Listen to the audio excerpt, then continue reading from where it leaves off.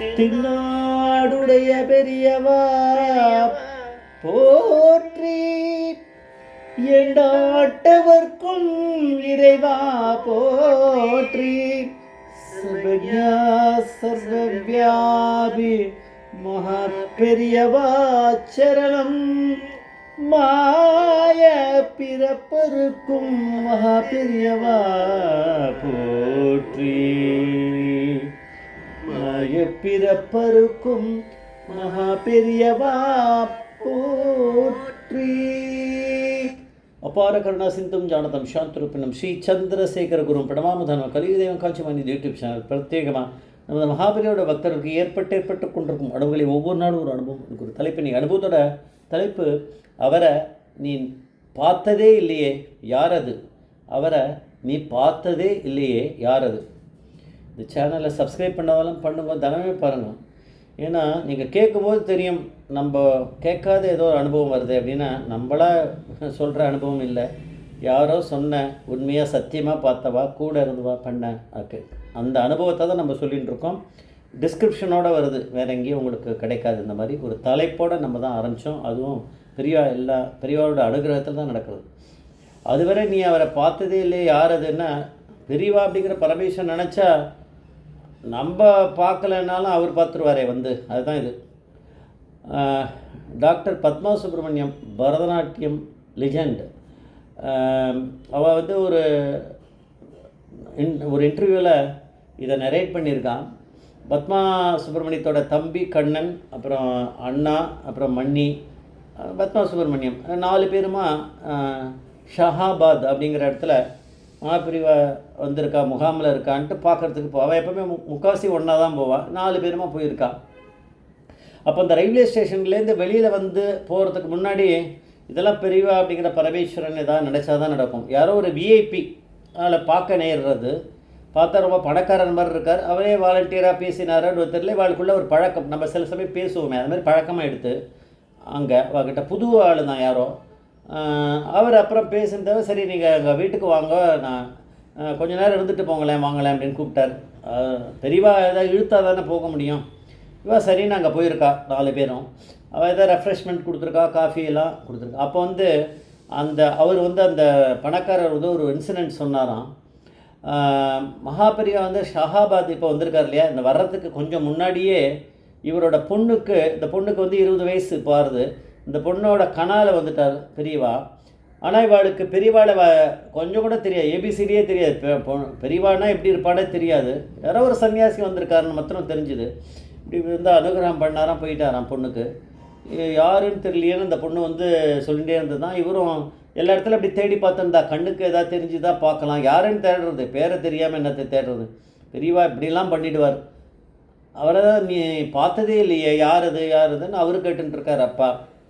அதுதான் தலைப்பில் வருது. கடைசியில் திடீர்னு ஒரு நாளைக்கு வரலாம் காரில் போயிட்டுருக்கா, அந்த பக்கம் அந்த ரோட்டில் இந்த பக்கமாக பெரியவா வந்து சில பேரோட நடந்து போயிட்டுருக்கா. உடனே காரை எடுத்துனா ஓடி போடா, கீழே விழுந்தா, நமஸ்காரம் பண்ணான். அதுக்கப்புறம் வந்து பெரியவா வந்து எதுவும் பேசிக்கல, ஷஹாபாத்துக்கு அங்கே இருக்கேன் இந்த இடத்துல அங்கே வாங்க அப்படின்னு டீட்டெயில்ஸ் கொடுத்துருக்கா. அதுக்கப்புறம் கிட்டத்தட்ட தினமுமே அங்கே போகிற மாதிரி இருந்திருக்கு, அதெல்லாம் நடந்திருக்கு. ஆனால் இந்த பொண்ணுக்கு வந்து ஒரு யூரினரி இன்ஃபெக்ஷன், கிட்னி வந்து அஃபெக்ட் ஆகி கிட்னி உள்ள பிரச்சனை, பெரிய ப்ராப்ளம் இருக்குது. சர்ஜரி நடந்திருக்கு, ஆனாலுமே ஒன்றும் குணமாகலை. அடிக்கடி யூரின் பாஸ் பண்ணணும் அப்படிங்கிற மாதிரி ஒரு டெண்டன்சி வரும்.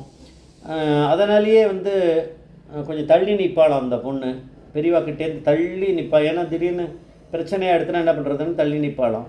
மற்ற பேர் கிட்ட கிடந்தாலும் அவள் தள்ளி நிற்பா போல இருக்குது. இந்த மாதிரிலாம் இருந்திருக்கு. அதுக்கப்புறம் ஏதோ ஒரு நாளில் இவர் வந்து சொல்லிகிட்டே இருக்கார், இந்த மாதிரி அப்பா வந்து இந்த பொண்ணுக்கு கூட்டின்னு போய் பக்கத்துலேயே வச்சுட்டு இவளுக்கு இந்த மாதிரி இருக்குது அப்படின்னு. அப்புறம் பெரியவா வந்து ஏதோ ஒரு ருத்ராட்சத்தை ஒன்று எடுத்து எக்ஸ்பிளைன் பண்ணி கொடுத்தாராம். இந்த ருத்ராட்சத்தை ஜலத்தை வச்சு கொஞ்சம் தேய்ச்சி அதை எடுத்து நாக்கில் தடவு அப்படின்னு சொல்லி, அதாவது கன்னடத்தில் தான் சொல்லியிருப்பார். அஃப்கோர்ஸ் எல்லாமே கன்னடத்தில் தான் இருந்திருக்கும். தடங்க அப்படின்னு இருப்பா. இதை பண்ணிட்டு வாங்க, அவள் பண்ணிகிட்டே இருந்தால் இதை கொஞ்சம் இம்ப்ரூவ்மெண்ட்டு தெரிஞ்ச மாதிரி இருந்துதான். அதுக்கப்புறம் பெரியவா திருப்பி என்ன சொன்னால், நீங்கள் வந்து இந்த பெங்களூரில் லால்பாக் கார்டன்ஸ் இருக்கு இல்லையா, அங்கே போனால் இந்த ருத்ராட்சமே மரமாக இருக்குது. அந்த மரத்துலேருந்து பச்சையாக இந்த ருத்ராட்ச காய் இருக்கும்.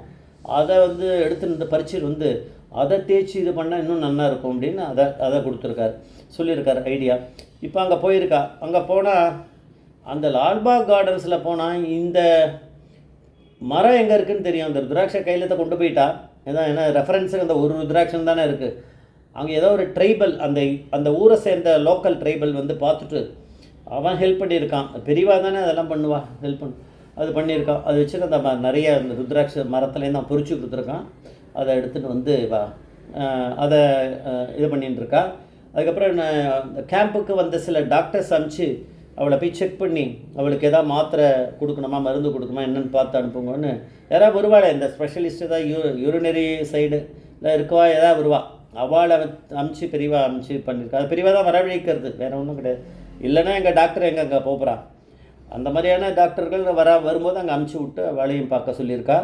இதனுடைய ரிசல்ட் என்ன அப்படின்னா, இந்த கதை எல்லாத்தையும் இப்போ நான் சொல்லிகிட்டு இருக்க இதே கதை இல்லை, நிஜமாக நடந்தது. இதெல்லாம் இந்த பொண்ணோட அப்பா தோப்பனார் வந்து பத்மா சுப்பிரமணியம், அப்புறம் அவர் தம்பி, அண்ணா பொண்டாட்டி எல்லாம் உட்காந்துருக்கு வயதிருக்க எல்லாம் சொல்லிகிட்டு இருக்கார் விஷயங்கள் எல்லாத்தையும்.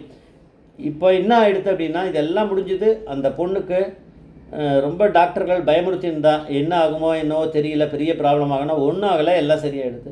ஆனால் அங்கே உட்காந்துட்டு இருக்கிறது யார், பெரியவா அப்படிங்கிற பரமேஸ்வரனை பார்த்துருக்கா. இதெல்லாம் வந்து ஏதோ டாக்டர் அனுப்புறது கொஞ்சம் மெடிக்கலி பார்க்குற மாதிரி பெரியவா பண்ண வச்சுருக்காரு, அதெல்லாம் நடந்திருக்கு. ஆனால் அதனாலாம் சரியாக எடுத்தான்னா ஆகலை. பெரியவா அப்படிங்கிற பரமேஸ்வரன் மனசு வச்சா நடக்கும். அவர் மனசு வச்சுட்டார் இந்த பொண்ணுக்கு சரி பண்ணிடணும். அதனால தானே அந்த பொண்ணு யாருன்னே தெரியாது. யாருக்கு? பெரியவாளுக்கு தெரியும், பரமேஸ்வரனுக்கு தெரியும். அந்த பொண்ணு சாதாரணமாக பேசுகிறதுக்கு அந்த பொண்ணு யாருன்னு பெரியவாளுக்கு தெரியாது அப்படின்னு எடுத்துக்கலாம். ஆனால் பெரியவா இருக்கிற பரமேஸ்வரனுக்கு இந்த உலகமே தெரியும், லோகமே அவர் கையில் தான் இருக்குது. இந்த பொண்ணுக்கு நிச்சயமாக தெரியாது, அவள் யாருன்னே தெரியாது. அப்புறம் தான் ஏதோ ஒரு சன்னியாசி போகிறாருன்னு அப்புறம் தான் கொஞ்சம் கொஞ்சமாக தெரிஞ்சுட்டு வா பரமேஸ்வரன். இவர் வந்து பரமேஸ்வரன் கூட லேட்டாக தான் தெரியும், இவர் காஞ்சி மடத்தை சார்ந்தவரெல்லாம் தெரிஞ்சு அது மாதிரி இருந்திருக்கு. இந்த ப்ராப்ளம் சரியாயிடுத்துன்னு டாக்டர் பத்மா சுப்பிரமணியம் கிட்ட சொன்னதை இப்போ நம்ம அப்படி இது வழியாக வருது அப்படின்னா இது வந்து பரமேஸ்வரன் நினச்சா தான் நடக்கும், இல்லைன்னா நம்மளுக்கு தெரியாமல் போயிடும். ஜெய் ஜெய்சங்கர் ஹரிசங்கர் மகாபிரிய பாதவேச்சரணம்.